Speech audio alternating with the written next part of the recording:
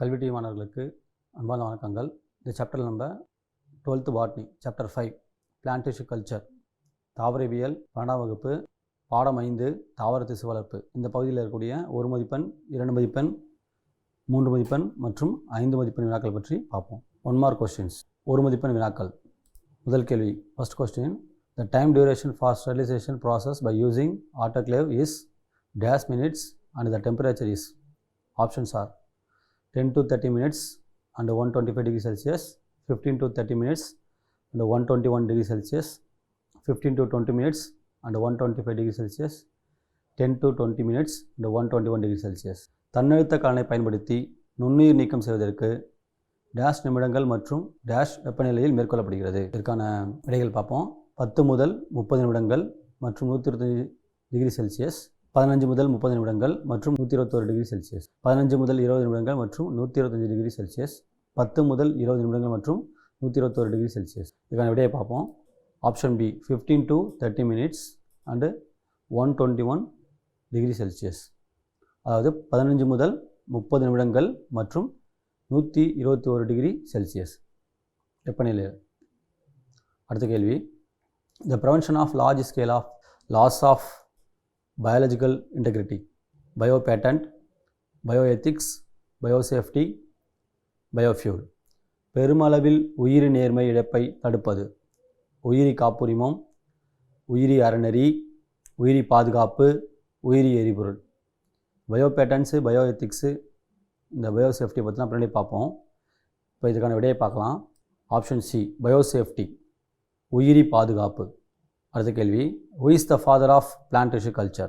Options are Haberland, P.R. White, F.C. Stewart, Morrell and Martin.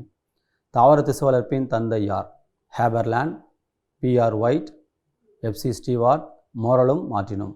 So Gottlieb Haberland, the German botanist, proposed the concept totipotency and he was also the first person to culture plant cells in artificial condition using the mesophyll cells of Lamium purpureum in culture medium and obtained cell proliferation. He is regarded as the father of tissue culture. So Germany நாட்டு தாவரவியல் ஆளர் Gottlieb Haberlandt முழு ஆக்கத்திறன் கருத்தை முன்மொழிந்தார். மேலும் அவர் வளர்ப்பு ஊடகம் லாமியம் பர்பூரியம் தாவர இலையினுடைய இலைடை திசு செல்களை பயன்படுத்தி செயற்கையான சூழலில் தாவர செல்களை முதலில் வளர்த்து பெருக்கமடைந்த செல்களை கிடைக்கப்பெற்றார். இவர் தாவர திசு வளர்ப்பின் தந்தையாக கருதப்படுகிறார். விடை என்னன்னு பார்ப்போம். Haberlandt. Option A Haberlandt. Haberlandt என்பதுதான் சரியான விடை. அடுத்த கேள்வி. Germplasm conservation does not include DNA bank, seed bank, cis bank, pollen bank. மரபணு வளக்கூறை பாதுகாத்தல் இதை உள்ளடக்கியது இல்லை. ஆன்சர் பார்ப்போம். ஸோ சி சிஸ் பேங்க், அது இ சிஸ் வங்கி என்பது சரியான விடை. இப்போ சிஸ் பேங்க்ன்றது பேங்க், பணம் போடுற பேங்க்கு. மற்ற DNA bank, seed bank, pollen பேங்க்லாம் வந்து ஜெர்ம்பிளாசம் கன்சர்வேஷன், அதாவது மரபணு வளக்கூறை பாதுகாக்கிறதுக்கான வங்கிகள். அடுத்த கேள்வி. Choose the odd one with regards to protoplast culture. Protoplasmic fusion, somatic hybridisation, embryoids, polyethylene glycol. Protoplast வளர்ப்பு தொடர்பாக தனித்த ஒன்றை நீக்குக. புரோட்டோபிளாஸ்ட் இணைவு, உடல் கலப்பினமாக்கல், உடல் கருக்கள், பாலிஎத்திலீன் கிளைக்கால். இதுக்கான விடையை பார்ப்போம். Option C embryoids. ஆப்ஷன் இ உடல் கருக்கள். ஸோ இந்த புரோட்டோபிளாஸ்ட் வளர்ப்பு பற்றி பின்னாடி நம்ம விரிவாக பார்க்கலாம். அடுத்தது 2 மதிப்பெண் வினாக்கள், 2 mark questions. First question. defines hybrid. The fusion product of protoplast without nucleus of different cell is called hybrid. வரையறு ஹைபிரிட். வேறுபட்ட செல்களின் உட்கரு அற்ற புரோட்டோபிளாஸ்டை இணைத்து பெறப்படுவது ஹைபிரிட் என அழைக்கப்படுகிறது. அடுத்த கேள்வி. So what is organogenesis? The process of initiation and development of shoot or root through in vitro culture, particularly from callus. உறுப்புகள் உருவாக்கம் என்றால் என்ன? கேலஸில் காணப்படும் புறத்தோற்ற மாறுபாடுகளின் காரணமாக அதிலிருந்து தண்டு மற்றும் வேர் உருவாக்கத்திற்கு உறுப்புகள் உருவாக்கம் என்று பெயர். இந்த விளக்கப்படத்தில் பாருங்கள். இந்த டயக்ராமில் callus, differentiation, shoot or root, அதில் நமக்கு என்ன கிடைக்குது? பிளான்ட்லெட்ஸ் கிடைக்குது. So callus differentiate to produce shoot or root. Shoot production is known as calogenesis. Root production is known as rhizogenesis. Then it's form small plantlets. callus ஆனது வேறுபாடு அடைந்து தண்டையும் வேரையும் உருவாக்குறது. தண்டாக வேறுபாடு அடைவதற்கு தண்டுருவாக்கம் என்றும் உருவாவதற்கு வேறு உருவாக்கம் என்றும் பெயர். அதன் மூலமாக நமக்கு சிறிய தாவரங்களை பெற முடிகிறது. Next question, what are the basic concepts of plant tissue culture? தாவர திசு வளர்ப்பின் அடிப்படை கருத்துக்கள் யாவை? Basic concepts of plant tissue cultures are totipotency, differentiation, dedifferentiation and redifferentiation. So நம்ம டோட்டிபொட்டன்சி பற்றி பார்த்துருப்போம். Single plant cell, living plant cell produce entire plant. So differentiation பற்றி இப்போ பார்த்தோம் இல்லையா? Callus differentiate to produce shoot or root. Dedifferentiation, callus mature cell reverse back to meristematic cell. So it is called de-differentiation. Redifferentiation, a particular cell again transformed to another cell to perform a particular process. தாவர திசு வளர்ப்பின் அடிப்படை கருத்துக்கள் யாவை? முழுவாக்குத்திறன், வேறுபாடு உறுதல், மறு வேறுபாடு அடைதல், வேறுபாடு இழத்தல் போன்றவை தாவர திசு வளர்ப்பின் அடிப்படை கருத்துக்கள் ஆகும். ஸோ முழுவாக்குத்திறன் என்பது ஒரு தனித்த உயிருள்ள தாவர செல்லானது முழு தாவரத்தை உண்டாக்கும் திறனை பெற்றிருக்கும். வேறுபாடு உறுதல் என்பது கேலஸானது எவ்வாறு வேறுபாடு அடைந்து தண்டு தொகுப்பு மற்றும் வேறு தொகுப்பை உண்டாக்குகிறது அப்படின்றது தான் வேறுபாடு அடைதல். மறு வேறுபாடு அடைதல் அப்படின்னு சொல்கிறது சில செல்கள் சில சிறப்பான செயல்களை செய்வதற்காக அது முதிர்ச்சடைந்த செல்கள் மறுபடியும் வேறுபாடு அடைந்து வேறு செல்களாக மாறுவது. வேறுபாடு இழத்தல் அப்படின்னா முதிர்ச்சடைந்த செல்கள் மறுபடியும் மீண்டும் ஆக்கத்து செல்களாக மாறுவது அப்படின்றது தான் வேறுபாடு இழத்தல். அடுத்த கேள்வி, what is biosafety? Biosafety is the prevention of large-scale loss of biological integrity, focusing both on ecology and human health. So உயிரி பாதுகாப்பு என்றால் என்ன? உயிரி ஒருங்கிணைந்த தன்மையின் பெரிய அளவு இழப்பை தடுப்பது தான் உயிரி பாதுகாப்பு ஆகும். இதில் சூழ்நிலையிலும் மனித உடல்நலமும் கவனத்தில் எடுத்துக்கொள்ளப்படுகின்றன. அடுத்த கேள்வி, patent is one of the way to protect intellectual property rights. Do you agree with this statement? Yes, patent is a special right to the discoverer, inventor that has been granted by the government through legislation for trading new articles. காப்புரிமம் என்பது அறிவுசார் சொத்துரிமையை பாதுகாக்கும் ஒரு வழிமுறையாகும். இதை நீ ஏற்கின்றாயா? So இந்த மாதிரி கிரியேட்டிவான questions எல்லாம் கொஞ்சம் கேட்கலாம். ஆம், காப்புரிமம் என்பது கண்டுபிடிப்பவருக்கு அல்லது உருவாக்கப்பட்டவருக்கு ஒரு சிறப்பு உரிமையாகும். இது புதிய பொருள்களை வணிகம் செய்வதற்காக சட்டங்கள் மூலம் அரசால் வழங்கப்படுகிறது.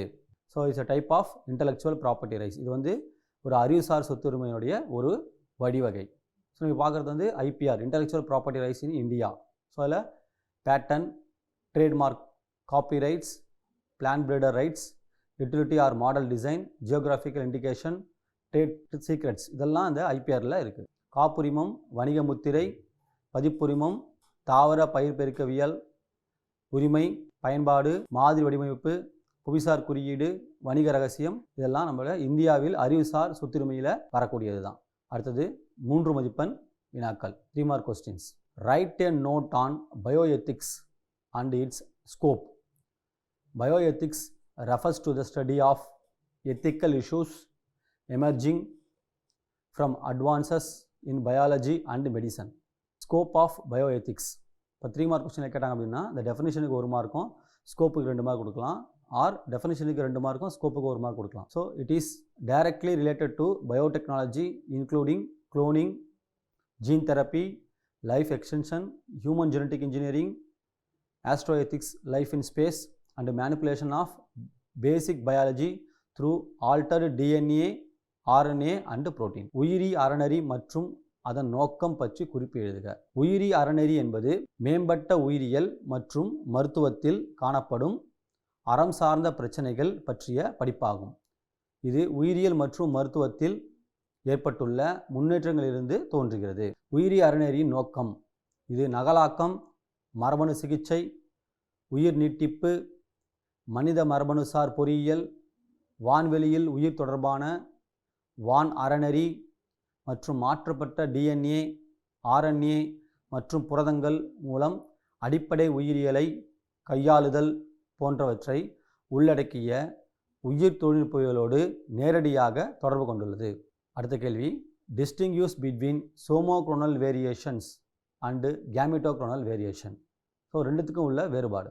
somatic variation, chromosomal variation also called somatic variation. Variations found in plants regenerated from somatic cell cultured in vitro. Examples: variation found in leaves or stem or root. Gametophytic variation. So gametoclonal variation is also called gametotypic variation. Variations found in plants regenerated from gametic cell in culture. Examples: variation found in gametes or gametophytes. உடல் நகல்சார் வேறுபாடு மற்றும் கேமிட்டக நகல்சார் வேறுபாடு ஆகியவற்றிற்கு இடையே உள்ள வேற்றுமை யாது? உடல் நகல்சார் வேறுபாடு என்பது ஆய்வுக்கூட சோதனை வளர்ப்பிலிருந்து உருவாகும் தாவர மீள் உருவாக்கத்தில் மூலத்தாவரத்திலிருந்து சில வேறுபாடுகள் காணப்படுகின்றன. எடுத்துக்காட்டு: இலை, தண்டு மற்றும் வேர் ஆகியவற்றில் காணப்படும் வேறுபாடுகள். கேமிட்டக நகல்சார் வேறுபாடு என்பது ஆய்வுக்கூட சோதனை வளர்ப்பின் போது கேமிட்டுகளிலிருந்து உருவாகும் கேமிட்டக தாவர மீள் உருவாக்கத்தில் வேறுபாடு காணப்படுகின்றன. எடுத்துக்காட்டு: கேமிட்டிலும் கேமிட்டக தாவரத்திலும் காணப்படும் வேறுபாடு. ஸோ இந்த வேரியேஷன் தான் ரெண்டு. ஒன்று வந்து சொமேட்டிக் அப்படின்னா உடல செல், இந்த ஸ்போரோஃபைட்டினுடைய உடல செல்லை குறிக்குது. கேமிட்டிக் அப்படின்றது கேமிட்டோஃபைட்டினுடைய நிலையை குறிக்குது. ஸோ கேமிட்டு ஆர் கேமிட்டோஃபைட்டில் இருக்கக்கூடிய இந்த வேரியேஷன் தான் நம்ம என்ன சொல்கிறோம், வேறுபாடை நம்ம ரெண்டாக பிரித்து பார்க்குறோம். ஸோ ரெண்டுமே ஒரே ஆஸ்பெக்ட்ஸ் தான். எந்த செல்ஸில் இருக்குது பிளான்ட்டோடைய பாடியில், ஸ்போரோஃபைட்டா கேமிட்டோஃபைட்டா, அதை பேஸ் பண்ணி தான் நம்ம இந்த வேரியேஷனை டிஃப்ரெண்ட் பண்ணுறோம். அடுத்த கேள்வி: write a note on genetic engineering appraisal committee, GEAC. So GEAC is an apex body under Ministry of Environment, Forest and Climate Change for regulating manufacturing, use, import, export and storage of hazardous microbes or genetically modified organisms and cells in the country. So genetically modified organisms எப்படி வந்து நம்ம என்வரான்மெண்ட்டில் விடலாம் அப்படின்றத பற்றி தான் இந்த committee முடிவு பண்ணுது. So it was established to accord approval of activities involving large scale use of hazardous microorganisms and recombinants in research and industrial production. It is also responsible for approval of proposals relating to releases of genetically engineered organisms and products into the environment, including experimental field trials. மரபணு பொறியியல் மதிப்பீட்டு குழு GEAC பற்றி குறிப்பு வளைக. மரபணு பொறியியல் மதிப்பீட்டு குழு என்பது தீங்கு செய்யும் நுண்ணுயிரிகள் அல்லது மரபணு மாற்றமடைந்த உயிரிகள் மற்றும் செல்கள் போன்றவற்றின் உற்பத்தி, பயன்பாடு, இறக்குமதி, ஏற்றுமதி, சேமிப்பு போன்றவற்றை நாட்டில் ஒழுங்குபடுத்தி சூழலியல், வனங்கள் மற்றும் காலநிலை மாற்ற அமைச்சகத்தின் கீழ் அமைக்கப்பட்டுள்ள ஒரு முதன்மை குழு ஆகும். So is a committee. So அவங்க என்ன ரெகுலேட் பண்ணுறாங்க அப்படின்னா, ஜெனட்டிக்கலி மாடிஃபைடு ஆர்கானிசம்ஸை ரெகுலேட் பண்ணுறாங்க. அது என்வரான்மெண்ட்டுக்கு நல்லதா கெட்டதா, ஸோ அசாட்ரஸா அப்படின்றத இவங்க ரெகுலேட் பண்ணுறாங்க. ஸோ அதை வந்து ஏற்றுமதி பண்ணுறது, இறக்குமதி பண்ணுறது, இம்போர்ட் பண்ணுறது, எக்ஸ்போர்ட் பண்ணுறது, ஸ்டோரேஜ் பண்ணுறது எல்லாத்தையும் முடிவு பண்ணுறது யாருன்னா இந்த GEACன்ற இந்த கமிட்டி தான். மரபணு பொறியியல் மதிப்பிட்ட குழு தான். ஸோ ஆய்விலும் தொழில்துறை உற்பத்தியிலும் தீங்கு செய்யும் நுண்ணுயிரிகளையும் மறு கூட்டிணைவு உயிரிகளையும் பெரிய அளவில் பயன்படுத்துவதில் ஈடுபட்டுள்ள செயல்பாடுகளுக்கு அனுமதிகளை கொடுப்பதற்கு உருவாக்கப்பட்ட ஒரு முக்கியமான அமைப்பாகும். முதலே சொன்ன மாதிரி தான் இவங்க தான் என்ன செய்கிறாங்க, பர்மிஷன் கொடுக்குறாங்க, அனுமதி அளிக்கிறாங்க. இந்த ஜெனட்டிக்கலி மாடிஃபைடு ஆர்கானிசம் தொடர்பான ரிசர்ச்சு, அப்புறம் இண்டஸ்ட்ரியல் ப்ரொடக்ஷன்ஸு, இதை பற்றியெல்லாம் வந்து இந்த கமிட்டி கிட்ட நம்ம அப்ரூவ் வாங்கிட்டு தான் இதை என்ன செய்ய முடியும், நம்ம அந்த பொருளை உற்பத்தி செய்கிறதோ அல்லது விற்பனை செய்கிறதோ முடியும். சோதனை அடிப்படையில் கள முயற்சிகளையும் உள்ளடக்கிய சூழலியல் மரபணு மாற்றமடைந்த உயிர்களையும் உயிர் பொருளையும் வெளியிடுவது தொடர்பான செயல் திட்டங்களுக்கு அனுமதி அளிப்பதற்கும் இக்குழு காரணமாகிறது. அடுத்த கேள்வி 5 மார்க் கொஸ்டின்ஸ், 5 மதிப்பெண் வினாக்கள். Explain the various steps involved in protoplast culture. Protoplast are cells without a cell wall but bound by a cell membrane or plasma membrane. Using protoplast, it is possible to regenerate whole plant and also develop somatic hybrids. Already நம்ம 2 மதிப்பெண் பார்த்துருப்போம், what is ஹைப்ரிட்னு சொல்லிட்டு. So protoplast பூசனுடைய first stage வந்து hybrid. Next வந்து nucleus fuse ஆகும்போது நமக்கு கிடைக்கிறது somatic hybrids. The steps involved in protoplast culture are isolation of protoplast, fusion of protoplast, culture of protoplast, selection of somatic hybrid cells. Isolation of protoplast. The leaf tissue is immersed in 0.5% macrosome and 2% Onozuga cellulose enzyme. So cellulose enzyme தான் அது Onozugaன்றது. It's a type of cellulose enzyme derived from Trichoderma viridi. So macrosome also derived from Rhizopus species. Rhizopus and Trichoderma are fungus. Dissolved in 13% sorbitol or mannitol at pH 5.4. So sorbitol or mannitol is isomer. ரெண்டும் வந்து isomers. It is then incubated overnight at 25 degrees Celsius. After a gentle teasing of cells, protoplasts are obtained and these are centrifuged to get pure protoplast. So isolation of protoplast, அந்த plant லீஃப்லேருந்து ஒரு டிஷ்யூவை எபிடெர்மிஸை feel பண்ணிவிட்டு அதுலேருந்து mesophyll tissue எடுத்து அது நம்ம என்ன செய்கிறோம் அப்படின்னா மேக்ரோசைம் ஆர் செல்லுலோஸ் என்சைமில் நம்ம சார்பிட்டால் ஆர் மேனிட்டால் அதில் டிசால்வ் பண்ணியிருக்கக்கூடிய மொத்த கலவையில் அந்த மிக்சரில் நம்ம pH 5.4 மெயின்டைன் பண்ணி நம்ம அந்த செல்ஸை வந்து டிப் பண்ணி வைக்கிறோம்.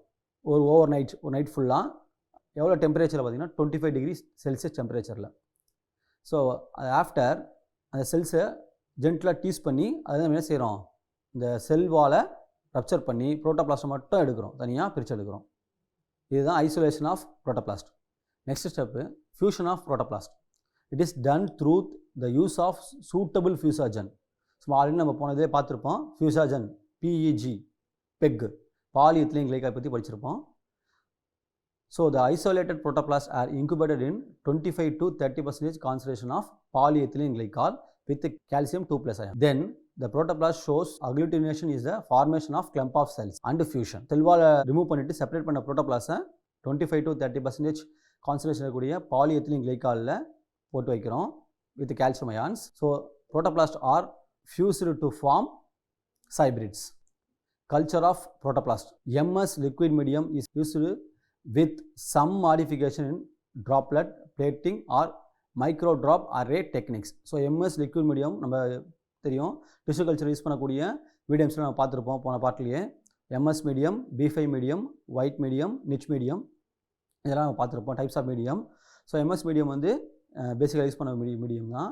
இதில் சில மாடிஃபிகேஷன்ஸ், அதாவது எந்த டிஷ்யூவை வந்து எந்த பிளான்ட்டை வந்து நம்ம கல்ச்சர் பண்ணுறோமோ அதுக்கேற்ற மாதிரி சில மாடிஃபிகேஷன்ஸை பண்ணி நம்ம இந்த MS liquid மீடியமை நம்ம கல்ச்சர் மீடியாவாக யூஸ் பண்ணலாம்.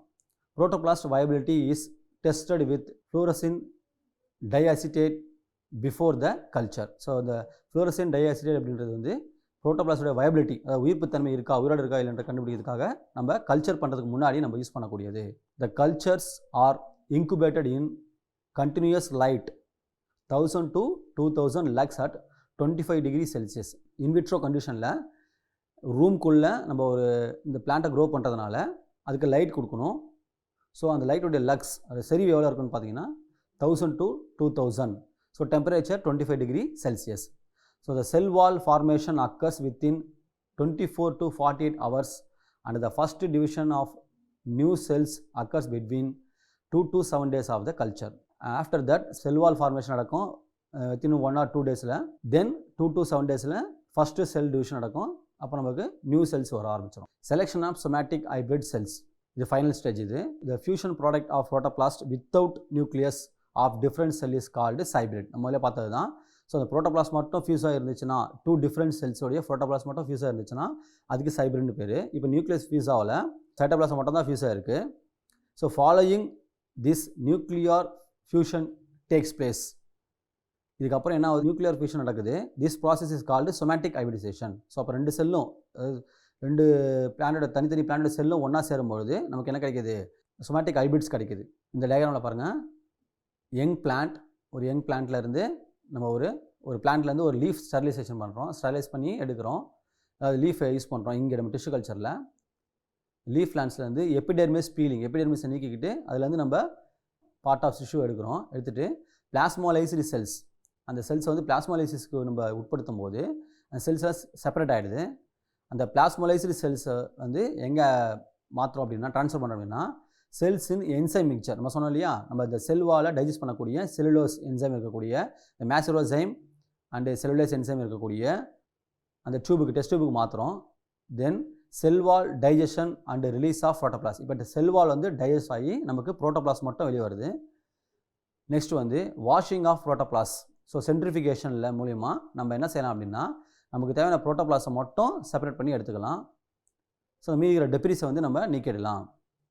இது ஐசோலேட்டட் புரோட்டோபிளாஸ்ட்டை நம்ம என்ன செய்யலாம்னா, தனித்தனி செல்ஸை வந்து நம்ம பிளேட்டிங்கில் வச்சு நம்ம கல்ச்சர் பண்ணும்போது ஃபஸ்ட்டு செல் வால் ஃபார்மேஷன் நடக்குது. தென் வந்து நமக்கு செல் டிவிஷன் நடக்குது. ஸோ அப்போ ஈச் செல் என்ன ஆகும் அப்படின்னா, தனித்தனி பிளேட்டிங்கில் வளர்க்கும் போது நமக்கு cell undergoes several mitotic division to produce callus tissue. நம்ம ஆல்ரெடி தெரியும் கேலஸ் டிஷ்யூ அப்படின்றது என்னது, it is a unorganised mass of tissues. So callus tissue form ஆகுது. இந்த கேலஸ் டிஷ்யூவில் நம்ம பர்டிகுலர் ஹார்மோன்ஸை வந்து சேர்க்கும் போது ஆக்சிஜன் சைட்டோகைனல் காம்பினேஷனை சேர்க்கும் போது நமக்கு ரூட் ஆர் ஷூட் இனிஷியேஷன் நடக்குது. இதுதான் நம்ம சொல்லியிருப்போம் முதலியே, ஜெனிஷேஷன் ஷூட் இனிஷியேஷன் அப்படின்றது, அதுக்கப்புறம் root initiation. So caulogenesis, rhizogenesis. Then callus differentiate to produce shoot and root plantlets derived from the modified differentiated callus. அந்த வேறுபாடடைந்த கேலஸ்லேருந்து நமக்கு என்ன கிடைக்குது, பிளான்ட்லெட்ஸ் கிடைக்குது. அந்த பிளான்ட்லெட்ஸை வந்து டிஷ்யூ கல்ச்சர் ரூமில் வந்து நம்ம வச்சுட்டு இருக்கலாம் கொஞ்ச நாளைக்கு. இப்போ அதுலேருந்து ஒரு சின்ன பிளான்ட்லெட் வந்தபோது அதை என்ன பண்ணலாம், நம்ம ஃபீல்டுக்கு மாற்றலாம். இதெல்லாம் நம்ம சொல்கிறோம். இந்த ப்ராசஸ் நம்ம என்ன சொல்கிறோம், ஹார்டனிங் அப்படின்னு சொல்கிறோம். பாருங்கள், நம்ம முதல்ல ஃபஸ்ட்டு 1 மார்க் கொஸ்டினே பார்த்துருப்போம். இந்த புரோட்டோபிளாஸ்மிக் கல்ச்சரில் வந்து இங்கே எம்ப்ரியாய்டு வந்து இன்வால்வ் ஆகுது இல்லை. ஸோ எம்ப்ரியாய்டு இன்வால்வ் ஆகிடுச்சுன்னா அது வந்து மைக்ரோ ப்ராபகேஷன் இருக்கும்போது தான் நமக்கு எம்ப்ரியாய்டை வந்து நம்ம இன்டியூஸ் பண்ணணும். ஸோ கேலஸ்லேருந்து நம்ம எம்ப்ரியாய்ட்ஸை வந்து இன்டியூஸ் பண்ணோம் அப்படின்னு சொன்னால் அது வந்து மைக்ரோ ப்ராபகேஷன். பட் கேலஸ்லேருந்து டேரெக்டாக நம்ம பிளான்ட்லெட்ஸை ப்ரொடியூஸ் பண்ணுறது இங்கே அப்படி எதுக்கு அப்படின்னா, த கேரக்டர்ஸ் ஆஃப் 2 டிஃப்ரெண்ட் பிளான்ட்ஸை நம்ம ஒன்றா கொண்டு வரோம். ஸோ 2 வெவ்வேறு தனித்தனி தாவரங்களுடைய பண்புகளை நம்ம ஒரே தாவரத்தில் கொண்டு வர்றது தான் இந்த புரோட்டோபிளாஸ்ட் கல்ச்சருடைய முக்கியமான நோக்கமாக இருக்குது. ஸோ புரோட்டோபிளாஸ்ட் வளர்ப்பில் உள்ள பல்வேறு படிநிலைகளை விவரி. ஸோ புரோட்டோபிளாஸ்ட் என்பது செல் சுவரற்ற ஆனால் செல் செவ்வு அல்லது பிளாஸ்மா சவ்வினால் சூழப்பட்ட செல் அமைப்பாகும். ஸோ புரோட்டோபிளாஸ்ட்டை பயன்படுத்தி ஒற்றை செல்லிலிருந்து முழு தாவரத்தை மீளுருவாக்கம் செய்ய இயலும் மற்றும் உடலக்கருக்களை உருவாக்க முடியும். நம்ம ஆல்ரெடி பார்த்தது தான். ஸோ புரோட்டோபிளாஸ்ட் அப்படின்றது வந்து செல் சுவரற்றது ஆனால் செல் செவ்வு, அதாவது பிளாஸ்மா செவ்வு இருக்கும். செல் சுவர் மட்டும் இல்லாத செல்லை தான் நம்ம என்ன சொல்கிறோம், புரோட்டோபிளாஸ்ட்னு சொல்கிறோம். இந்த புரோட்டோபிளாஸ்ட்டை நம்ம பயன்படுத்தி நம்ம அதாவது புரோட்டோபிளாஸ்ட்ன்றது ஒரு முழு செல் மாதிரி தான். ஏன்னா செல்வால் இருக்காது. அதிலிருந்து நம்ம என்ன செய்ய முடியும்னா முழு தாவரத்தை உருவாக்க முடியும். இதுதான் நம்ம சொன்னோம் முழு ஆக்குத்திறன் அப்படின்னு சொன்னோம், அதாவது டோட்டிபொட்டன்சின்னு சொன்னோம் இல்லையா முதலையே. ரைட். இப்போ இதிலிருந்து நம்ம என்ன செய்ய அப்படின்னு சொன்னால் மீளுருவாக்கம் செய்ய இயலும். அது மூலமாக நம்ம உடலக்கருக்களை உண்டாக்க முடியும். புரோட்டோபிளாஸ்ட் வளர்ப்பில் அடங்கியுள்ள படிநிலைகள்: புரோட்டோபிளாஸ்ட்டை பிரித்தெடுத்தல், புரோட்டோபிளாஸ்ட் இணைவு, புரோட்டோபிளாஸ்ட்டுகள் வளர்ப்பு, உடல் கலப்பின செல்களை தேர்ந்தெடுத்தல். ஸோ இந்த 4 படிநிலைகளை நம்ம 5 மதிப்பெண் வினாக்கள் கேட்கும்போது எழுதலாம். இதுக்கு வரைபடம் ஏதாவது விளக்கப்படம் கேட்டாங்கன்னா அந்த விளக்கப்படத்தை கொடுக்கலாம், அல்லது விளக்கம் மட்டும் கேட்டாங்கன்னா அந்த விளக்கத்தை மட்டும் எழுதலாம். புரோட்டோபிளாஸ்ட்டை பிரித்தெடுத்தல்: இலை திசுக்களின் சிறு துண்டுகளை pH 5.4 நிலையில் 0.5% மேசுரோசைம் மற்றும் 13% சார்பிட்டாலில் அல்லது மேனிட்டாலில் கரைந்துள்ள 2% ஓனோசுகா செல்லுலஸ் நொதியில் மூழ்கி இருக்குமாறு வைக்கப்படுகிறது. ஸோ இந்த மேசுரோசைம், ஓனோசுகா செல்லுலோஸ் எல்லாமே செல்லுலோஸ் என்சைம்ஸ், செல்லுலோஸ் நொதிகள்.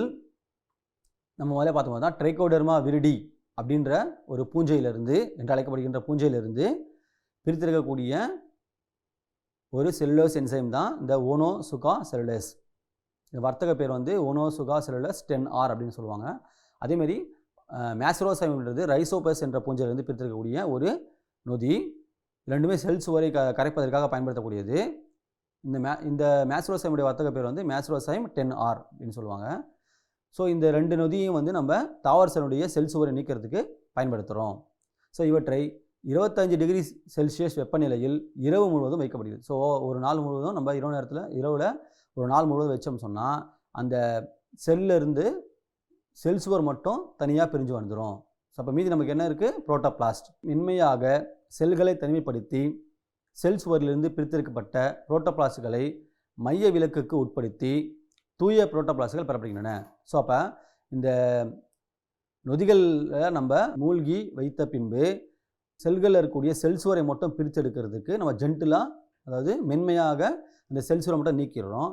நீக்கிட்டு இந்த புரோட்டோபிளாஸ்ட்டுகள்லேருந்து தனியாக பிரித்து எடுக்கிறதுக்கு நமக்கு ஒரு முறை இருக்குது. அது பேர் தான் இந்த மைய விலக்கு முறை, சென்ட்ரிஃபிகேஷன் சொல்லுவோம்.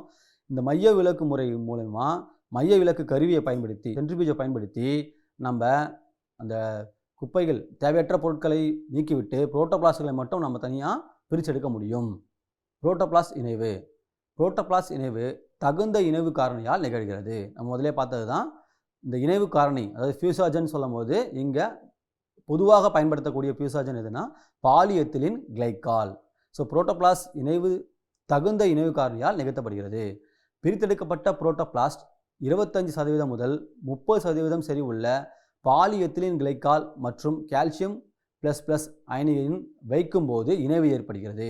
ஸோ இப்போ எப்போ 2 புரோட்டோபிளாஸ்ட்டும் இணையுது அப்படின்னு சொன்னால் 25 முதல் 30% செறி உள்ள பாலிஎத்திலீன் கிளைக்கால் மற்றும் கால்சியம் ++ அயனியில் வைக்கும்போது இணைவு ஏற்படுகிறது. புரோட்டோபிளாஸ்ட்கள் வளர்ப்பு. புரோட்டோபிளாஸ்ட்கள் சில மாற்றங்கள் செய்யப்பட்டு MS வளர்ப்பு ஊடகத்தின் நுண்துளி தட்டு அல்லது நுண்துளி வரிசை முறையில் வளர்க்கப்படுகின்றன. புரோட்டோபிளாஸ்டை வளர்ப்பதற்கு முன்பாக ஃப்ளூரசின் டை அசிட்டேட்டை கொண்டு அதன் உயிர்ப்பு திறன் சோதிக்கப்படுகிறது. பிறகு வளர்ப்பானது தொடர்ந்து 25 டிகிரி செல்சியஸ் வெப்பநிலையில் 1000 முதல் 2000 லக்ஸ் ஒளிச்செறிவில் வைக்கப்படுகிறது.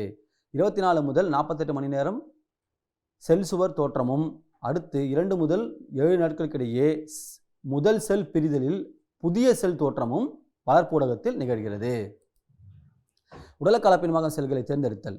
வேறுபட்ட செல்களின் உட்கரு அற்ற புரோட்டோபிளாஸ்டை இணைத்து பெறப்படுவது சைபிரேட் என அழைக்கப்படுகிறது. இதன் பின்பு உட்கரு இணைவு நடைபெறுகிறது. இந்த நிகழ்வானது உடல் கலப்பினமாக என அழைக்கப்படுகிறது. ஸோ அப்போ சைபிரேட் என்பது வேறுபட்ட செல்களுடைய உட்கரு அற்ற புரோட்டோபிளாஸ்ட் மட்டும் இணைகிறது. அதுக்கப்புறம் உட்கரு இணைஞ்சிச்சு அப்படின்னு சொன்னால் அந்த நிகழ்வுக்கு பேர் வந்து உடல் கலப்பினமாக்கல் அப்படின்னு சொல்கிறோம்.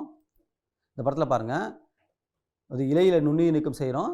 அந்த புறத்தோலை உரித்து அதுலேருந்து சிறிய திசுவை எடுத்து தாவரத்து செல்களை எடுத்து அதை என்ன செய்கிறோம் அப்படின்னு சொன்னால் பிளாஸ்மா சிதைவுக்கு உட்படுத்தி அந்த நொதி கலையில் கொண்டு சேர்க்கும்பொழுது அந்த செல் சுவர் மட்டும் தனியாக பிரிஞ்சு வருது. அந்த செல் சுவர் அந்த கழிவுகளெல்லாம் நம்ம மையவிலக்கு முறை மூலமாக நீக்கிய பின்பு இந்த புரோட்டோபிளாஸ்ட்களை நம்ம வளர்ப்பூடத்திலிட்டு வளர்க்கும்போது அது முதல்ல செல் சுவரை உருவாக்குது. அதன் பிறகு செல் தொகுப்பு உருவாக்குது.